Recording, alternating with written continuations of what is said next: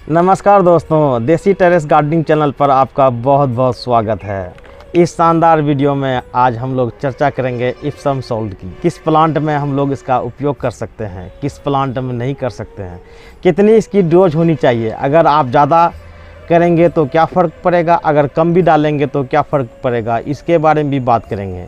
इसके अलावा साइंस के द्वारा प्रूव्ड जो 3 सबसे बेहतरीन तरीका है इप्सम सॉल्ट को इस्तेमाल करने का, वो इस वीडियो में आपको बताएंगे। और साथ में आपको पैसे भी बचाने के मैं टिप्स बताऊंगा कि ये आखिर इप्सम सॉल्ट से आप पैसे कैसे बचा सकते हैं।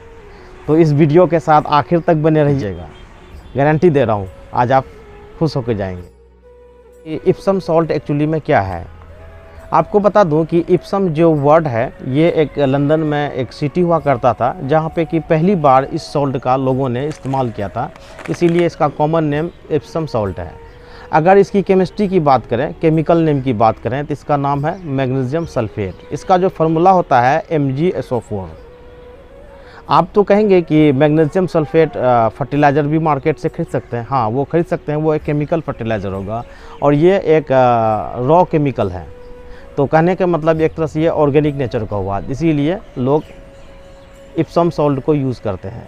और दूसरी बात कि इसका कॉस्ट भी कम होता है कंपेयर टू मैग्नीशियम सल्फेट का। और हम गार्डनर को सस्ते चीज़ ज़्यादा अच्छे लगते हैं जिसका रिजल्ट हो, तो इसलिए किसान भाई बहुत कम इसके लिए जागरूक होते हैं। लेकिन हम गार्डनर जो शहरी क्षेत्र के लोग हैं, गूगल यूट्यूब से काफ़ी जल्दी सीख लेते हैं। चलिए, तो हिंदी में ऐसे लोग सेंधा नमक बोलते हैं। अगर आप किसी हिंदी के जानने वाले से बात करें तो इसका वर्ड सेंधा नमक बोलें। और दूसरी बात, नमक से कंफ्यूज नहीं होइएगा, ये अपने किचन में इस्तेमाल होने वाला नमक बिल्कुल नहीं है, इसलिए बच्चों से दूर रखिएगा और गलती से इसे खाने पीने में इसका उपयोग भी नहीं कीजिएगा। जब भी इस्तेमाल कीजिएगा तो थोड़ा सा प्रिकॉशन के साथ इस्तेमाल कीजिएगा।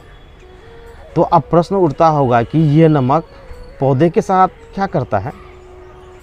आप जानते हैं कि पौधा जो है अपना खाना सन, लाइट और पानी से बनाता है। तो इस बनाने के प्रोसेस में प्लांट के जो ग्रीन पार्ट होते हैं उसको हम लोग क्लोरोफिल बोलते हैं। और क्लोरोफिल का जो एक बंच होता है तो उसको हम लोग क्लोरोप्लास्ट बोलते हैं। और क्लोरोप्लास्ट की वजह से ही आपका पौधा आपको ग्रीन दिखता है। उस क्लोरोप्लास्ट में एक होती है मैग्नीशियम।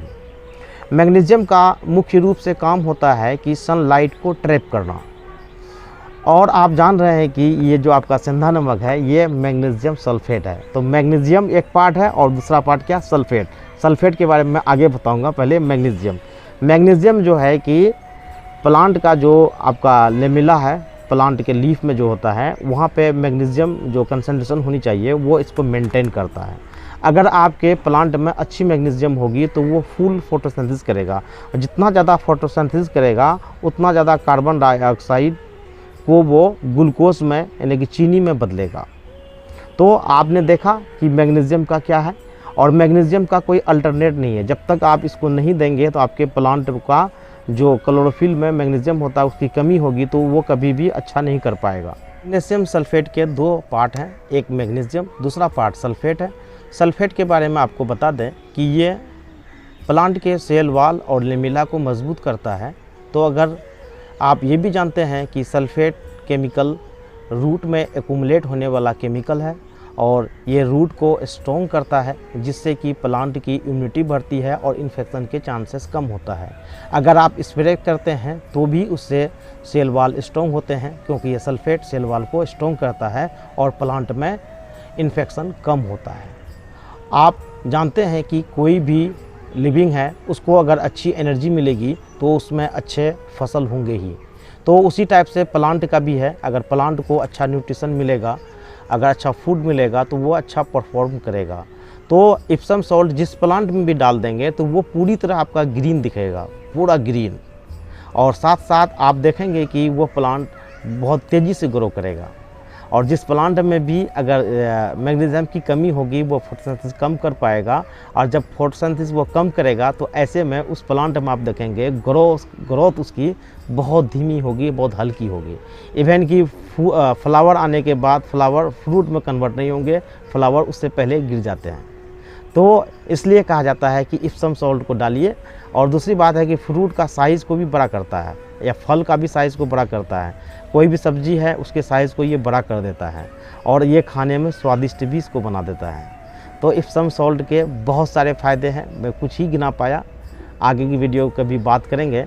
अब आते हैं कि इसका उपयोग कितना करना चाहिए। आपको बता दूं कि ये एक रॉ केमिकल है, इसका उपयोग जितना आप कम करेंगे उतने ही फ़ायदे में रहेंगे। ये 1 kg का होता है, सस्ता होता है, तो लोग खरीद लेते हैं और सोचते हैं कि कुछ ही प्लांट में डाल दें। ऐसा गलती से भी गलती ना करें। याद रखिए कि ये कंटेनर जो है कि आपका 2 लीटर का है। इसमें अगर आप स्प्रे बनाते हैं तो इसका आप 1 टीस्पून जो आपके टेबल पे होता है, वह छोटे चम्मच से 1 चम्मच ही इसमें डाल करके मिला करके स्प्रे कीजिए। अगर कोई प्लांट है तो उसके रूट में अगर आप डालना चाहते हैं तो आप इसका 1 चम्मच उसके रूट में डाल करके मिट्टी को मिलाइए। मिट्टी को मिलाने के बाद थोड़ी सी पानी डाल दें या पानी की स्प्रे कर दें, तो उससे क्या होगा कि ये घुलनशील होता है, तुरंत घुल जाता है। तीसरा है कि इसका तरीका भी बता देता हूँ। तीसरे तरीका है कि आप मिट्टी के ऊपर से जैसे खाद या कोई भी और चीज़ डालते हैं, डाल करके उसमें हल्का सा पानी डाल दें। तो ये 3 तरीके से मुख्य रूप से ये डाला जाता है। तो अब रही बात कि यहाँ पे स्प्रे या रूट में डालना कौन बेहतर है। कुछ प्लांट के लिए स्प्रे बेहतर है, जैसे कि आपका टमाटर हो गया या मिर्ची हो गया, है ना, पालक हो गया, इन सब में स्प्रे अच्छा काम करता है। जो बड़े प्लांट हैं जिसके रूट मजबूत हैं उनमें आप उसके रूट पे 1 चम्मच डालें। और ये बात भी ध्यान रखें, किसी भी प्लांट के लाइफ साइकिल में ये एक ही बार डालें, इनफ है। अगर आप ज़्यादा डालेंगे तो गारंटेड है कि आपका प्लांट ख़राब होगा।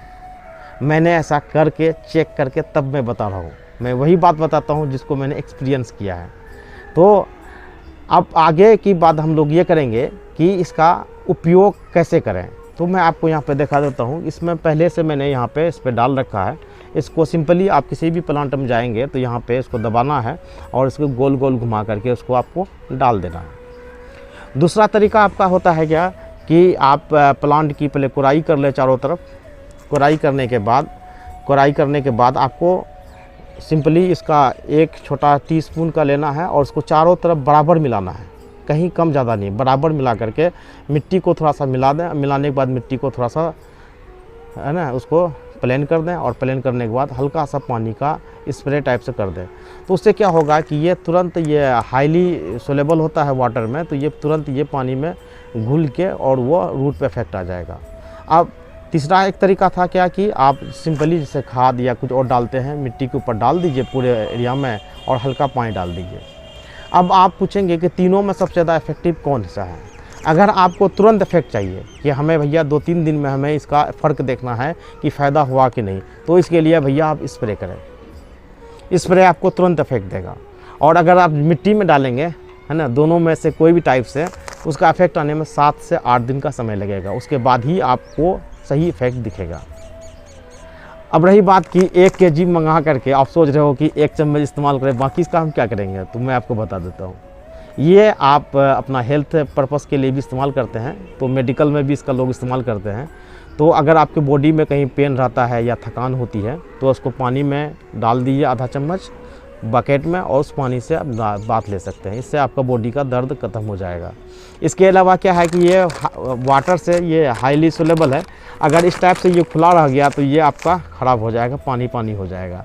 तो इसका इस्तेमाल करने के बाद इसकी अच्छी पैकिंग करें। इसको यहाँ पे ऐसे फोल्ड करके इस पर टेप बांध करके फिर से पॉली बैग में इसको बंद करके तब इसको स्टोर करें। अगर ऐसा नहीं करेंगे तो ये आपका नेक्स्ट टाइम यूज़ नहीं होगा।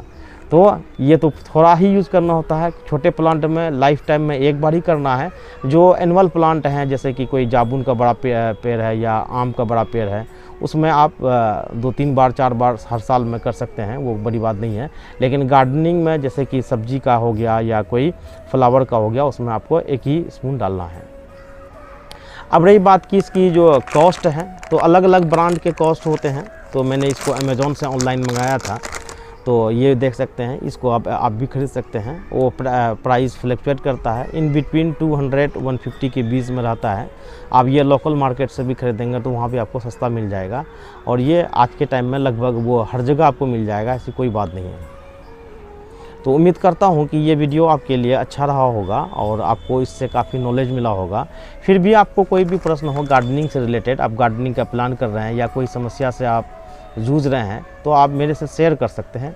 मैं दिल खोल के आपका सपोर्ट करूँगा और मैं भी चाहता हूँ कि आपका मुझे सपोर्ट मिले। आप चाहें तो इस वीडियो को अपने दोस्तों के बीच में फैलाएँ जो लोग भी गार्डनिंग से जुड़े हुए हैं, और उन लोगों को भी मोटिवेट करें जो गार्डनिंग नहीं करना चाहते हैं, जो आलस में जी रहे हैं, तो उनको भी फिजिकल करवाइए, थोड़ा फिट रहने का टिप्स दीजिए और ऑर्गेनिक फूड लेने का थोड़ा सा उसको ये कीजिए। और इस वीडियो को शेयर कीजिए और सब्सक्राइब भी कीजिए, लाइक भी कीजिए, कुछ भी है तो कमेंट कीजिए। इससे क्या है, अल्टीमेटली मैं भी इंसान हूँ, मुझे भी मोटिवेशन मिलेगा। तो आप लोग के लिए मैं इस टाइप की जो वीडियो है जिसमें कि पूरी सच्चाई से जानकारी देने वाला वीडियो मैं आप लोग के लिए लाऊंगा और अच्छा लगेगा।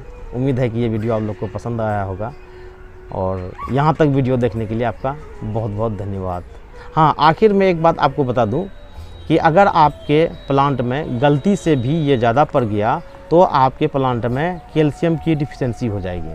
तो ऐसे में आप कैल्शियम के जो बोन पाउडर होते हैं उसका आप उपयोग कर सकते हैं, या कोई भी कैल्शियम का फर्टिलाइज़र जो कि मैं यूज़ नहीं करता हूँ, वो कैल्शियम सल्फेट को इस्तेमाल कर सकते हैं। उसका जो रेमेडी है वो ये है। तो याद रखिएगा, जब भी प्लांट में मैग्नीशियम ज़्यादा होगा तो कैल्शियम कम हो जाएगा।